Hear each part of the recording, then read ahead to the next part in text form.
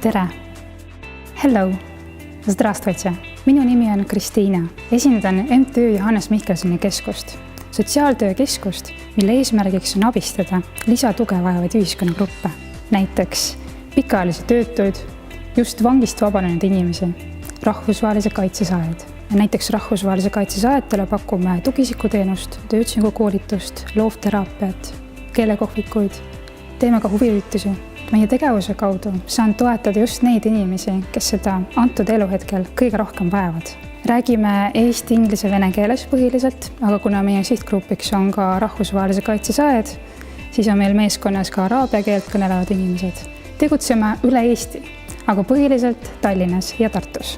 Kui sa arvad, et sa tahad meie meeskonnaga liituda või sul on mõtteid, millega meie tegevust toetada, siis tere tulemast. Meid on võimalik leida internetist, Facebookist, kodulehelt. Tere tulemast! You're welcome! Добро пожаловать!